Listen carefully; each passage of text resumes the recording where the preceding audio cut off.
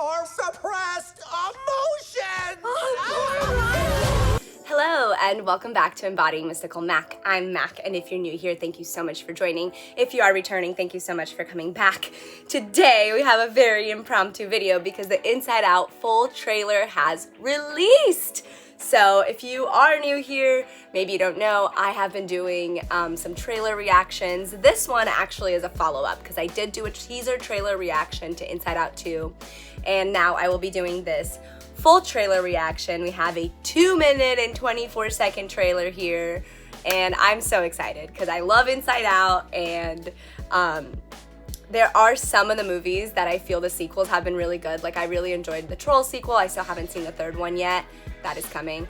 And Inside Out, that is one that from the moment that I saw the first movie, I was like, wow, they can actually make some really good sequels out of this because Riley has to grow. She has to grow up and become eventually an adult, right? And we do get to see the inside of her parents' minds and stuff. So I found it really cool that we are actually getting a sequel. I know that to some they might be like, you know, sequel fatigued, which I completely understand, but for this kind of thing, I'm genuinely very excited. In fact, I'm so excited. I was supposed to record this last night, but I was incredibly tired after my work week, and I had to rest. But then I got up today and I was like, you know what, we're not gonna get ready, we're just gonna do it in our pajamas. And yes, these are occasionally my pajamas. I do have modern pajamas, but sometimes I wear these, especially wintertime when it's cold. And I actually haven't even like fully gotten ready for the day yet, which is why my hair is like this. This is what I sleep in, is these two braids. But I thought it was really fitting because what is more messy than becoming a teenager, right?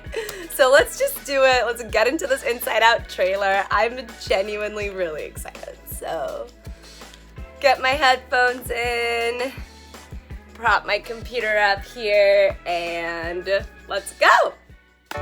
This is Joy, coming to you live in Riley's mind. Make some noise. Love it. Joy's the commentator. Sadness is in the house. Sadness is in the house. I love sadness. Perfect for hockey. People. Fear. No, that's not ours. Disgust. Oh. Glad to have her on our team. That Little girls was growing up good. so fast. That's not ours. Sorry. Braces. Oof. It should be nothing but smooth sailing from... Hello. I'm anxiety. Okay. Where can I put my stuff? A new emotion. Love how she says stuff, Oh, not we wanted to baggage, make even such though a that's good literally first what we impression. mean. What do you mean we? I'm Envy. Envy! She's so cute! Hair. Oh yeah, not happening. That's on we. On what? It's what you would call the bar down. Ennui. She's French. Big fella. That's embarrassment. Welcome to headquarters, embarrassment. Oh, we're doing a fit. No. Oh, Oh, no, he's go so on. awkward. I love You it. got a real sweaty palm there, buddy. Look, we all have a job to do. I plan for the future. You want to sit with us? These girls are so cool. We can't let her know we're excited. I got this. Joy, I'm just curious. Maybe I could. Thank you. help. Not now. Yeah. Joy's gonna That's ruin not gonna it. haunt us for the rest of our lives at all. I know change is scary, Let's do this. Hey, Riley. but we need new friends or we'll be totally alone in high school. Out with the old, in with the new. Riley's life requires more sophisticated emotions than all of you. Oh no. You can't just bottle us up. Oh no. We are suppressed emotions! Let Operation New Riley begin. You aren't packed yet? Wait. For real? Suppressed emotions? The next 10 years. Come on. Riley needs They're us. going Have so I ever steered you deep. wrong before? Many times. What is that? They have to learn again that all Awesome. emotions Boy, are are we necessary, so lucky but this we time ran in a into you different guys. way. Like, what the hell? I'm so excited. Wow, those guys are jerks. Wow, those guys are jerks.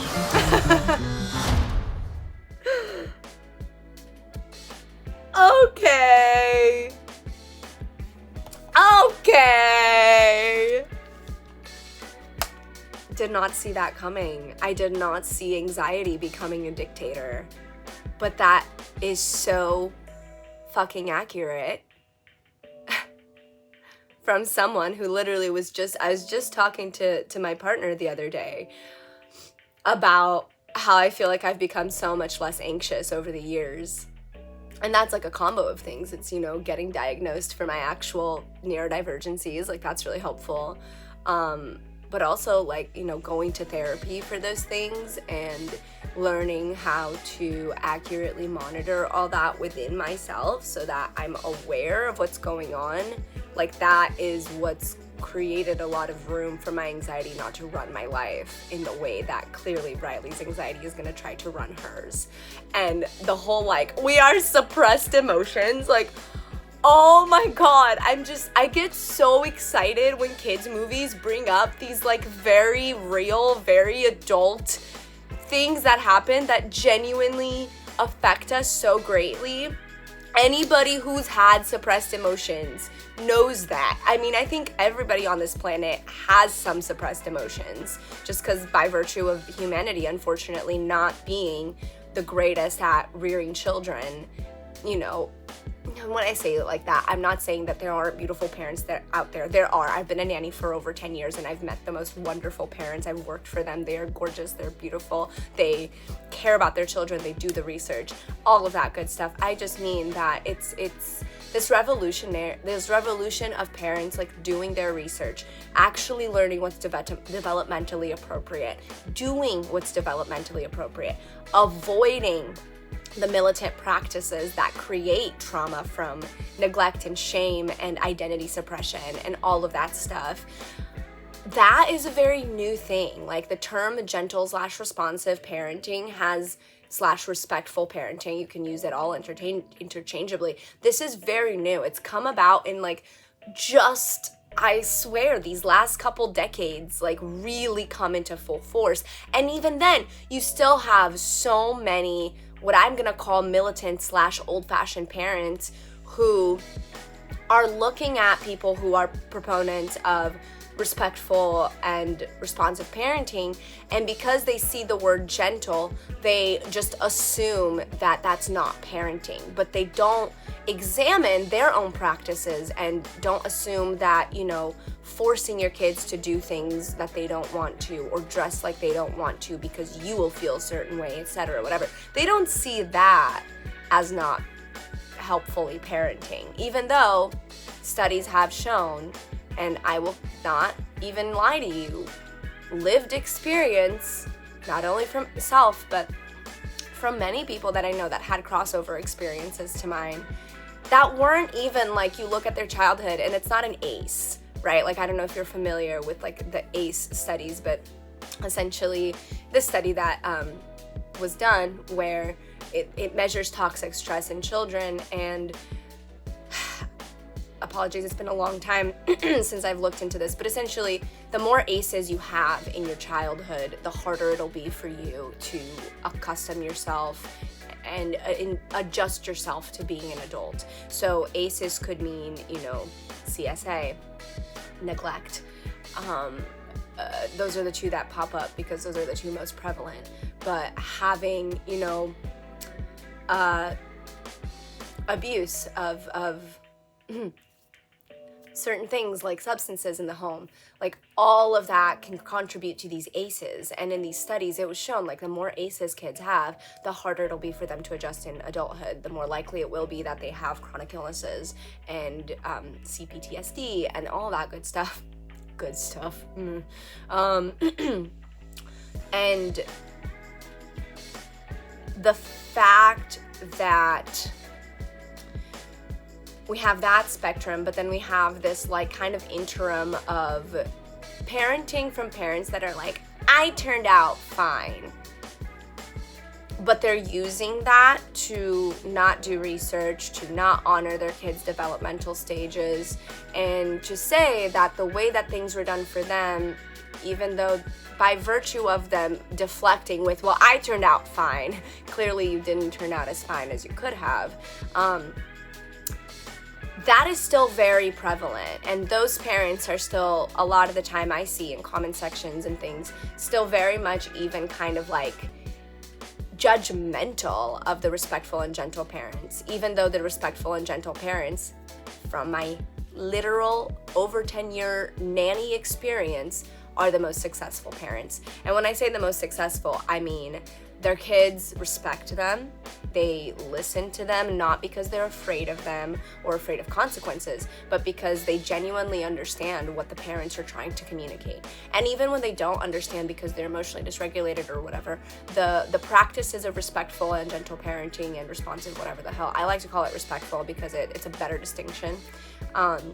Like, it's only called gentle because what we've known before is so not gentle.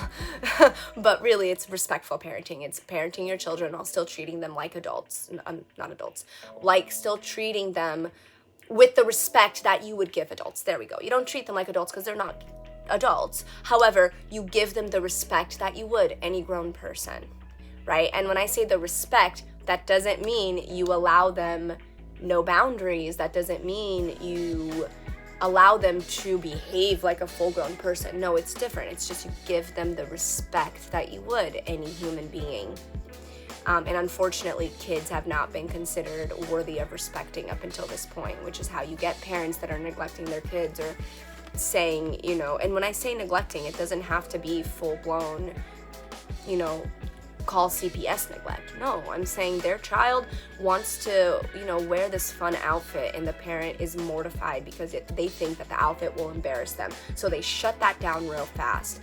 You're neglecting your child's need for individuality. You're neglecting that child's need for being able to make choices for themselves, and that will have repercussions later in life. I myself didn't really learn to dress myself like I wanted to dress myself until my mid-20s, and that's because for the longest time I was just trying on different styles that were adjacent to things that I was put in as a kid but didn't really choose.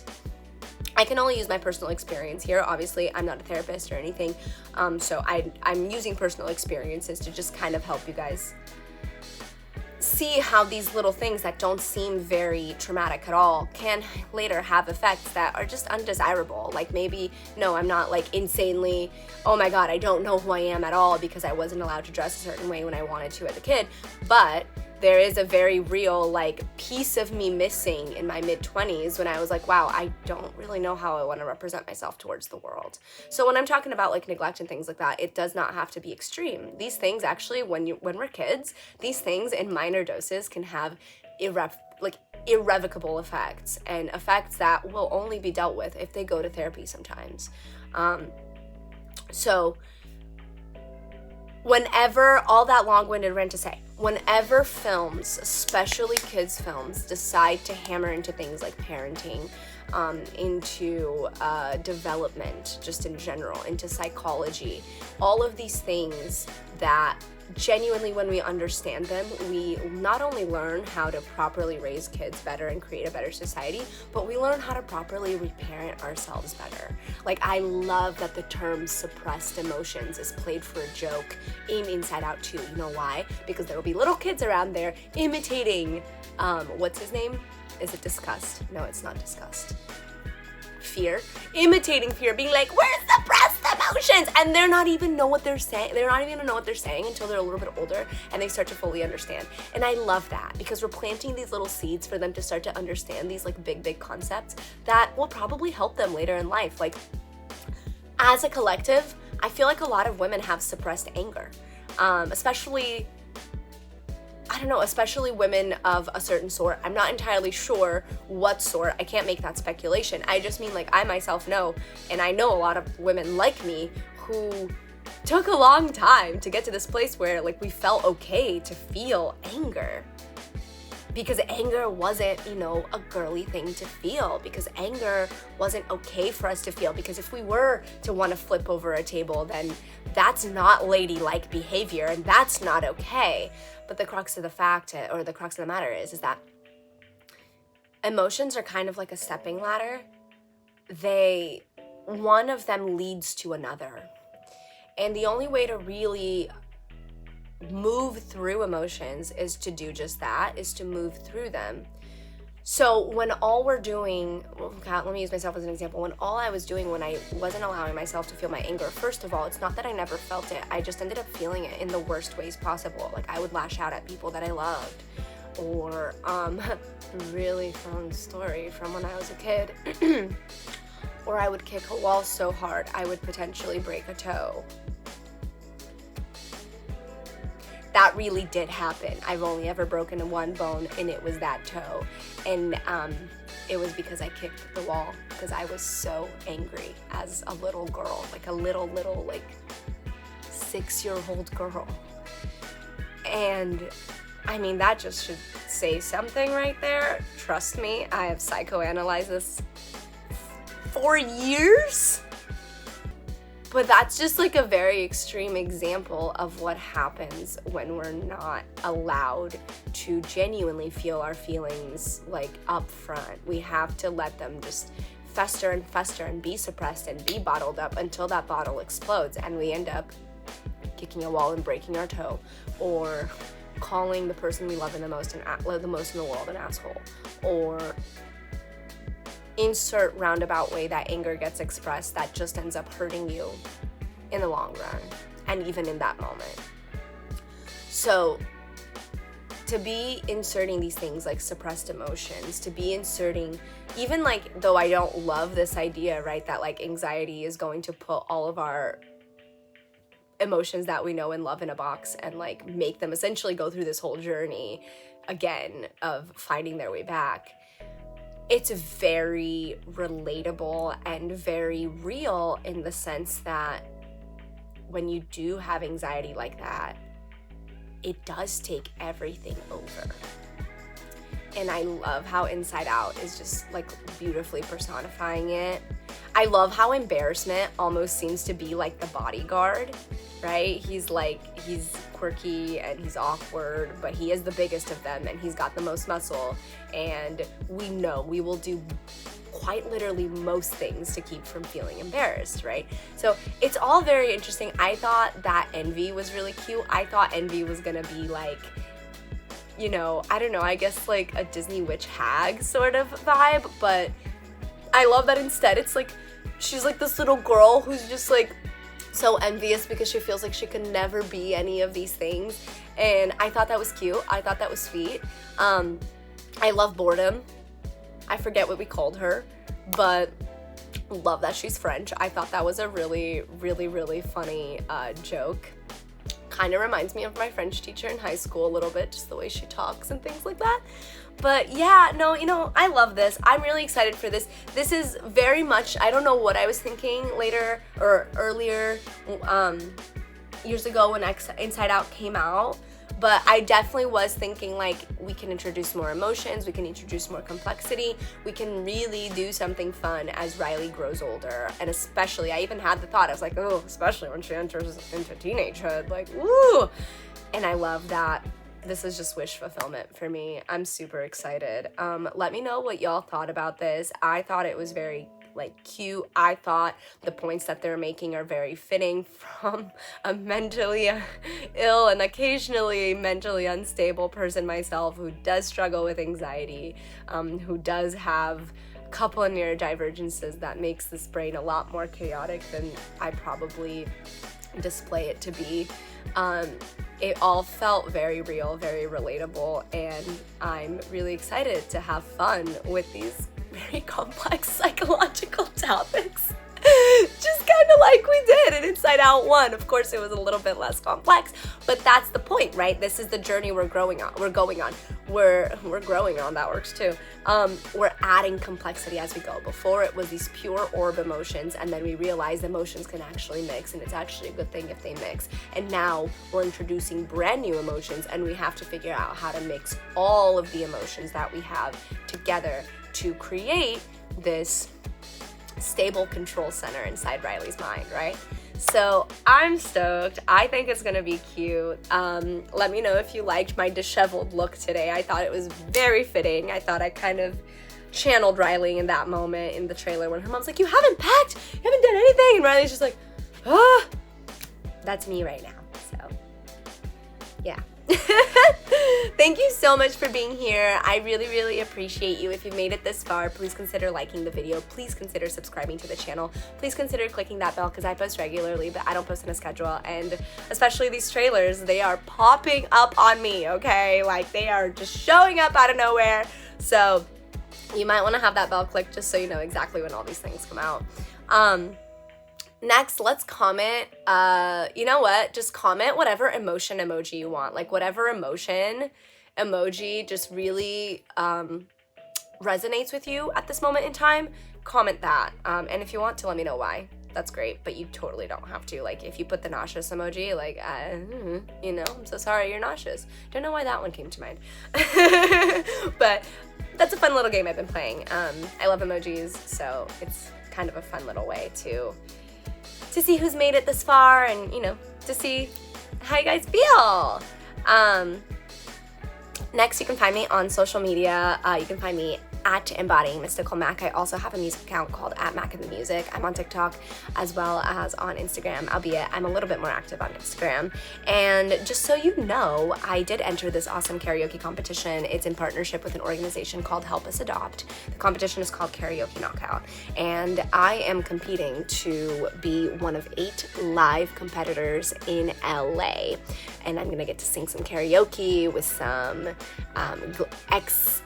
Glee cast members, and I think if I win, I get a few things. I don't know, there's like a cash prize, and there's an interview, but really it would be a winning thing to just make it to the live competition. And it's even more awesome that these votes are contributing to this organization called Help Us Adopt, which is an organization that helps bridge the gap financially for families who truly want to adopt and for children who truly need adopting. Not that every child doesn't, it's just that there are age groups where once you've aged out of certain age groups and things like that, it becomes more difficult to get adopted. There are also other factors that can make it more difficult for a child to get adopted, and this organization helps bridge the gap between the families who really want to adopt those children and those children who really want to be adopted. So it's lovely. If you want to donate for votes, that's what you're donating to, but you absolutely don't have to. You can go on the link in my channel page, go in my link tree. It is the top link. Just throw me a free vote. I would be eternally grateful. And of course, if I make it to this competition live in LA, you're gonna get a really fun vlog day from me. So yeah, I'm really, or is that from me. So I'm really excited about that. Please go to my channel page, go to my link tree, first link, vote for your girl for a karaoke knockout. And thank you so much for being here, genuinely. If you feel the need to check out my affiliates down below, feel free to check them out. I've got a deodorizing supplement down there, as well as Natural Shilajit, which is just a really nice little detoxing agent that you can add to your day-to-day if that's something you are looking for.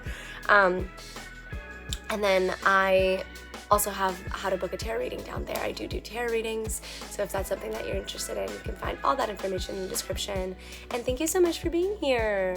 Seriously, I have had a really fun time doing these trailer reactions. My Wild Robot trailer got a lot of traction, and I really am excited for that movie, so I'm really excited that that trailer reaction did well. And I'm just really grateful that this channel is growing. I'm really grateful that I feel like I'm evolving both within myself and how I create this, as well as just the content in general. And it warms my heart that y'all are here. It really does.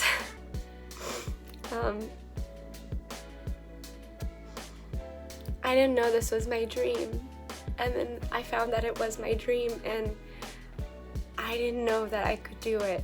And the more I do it, and the more you like videos and watch them and subscribe and comment, I've started to see some of you regularly commenting. Like, the more I feel like I really can do this. When they say do this, it's not just make videos to create a sustainable income so that I can impact this world in the best way possible. It's also building a community of people who just really enjoy to discuss things like storytelling and parenting and how to make a better society. And it just warms my heart that we're growing and y'all are here. So thank you so much. I hope this was a fun little impromptu trailer reaction for you. Again, if you're super excited for this like I am, please let me know below. And I hope you stay mystical. I hope you stay grounded. And I will certainly catch you next time. Mwah.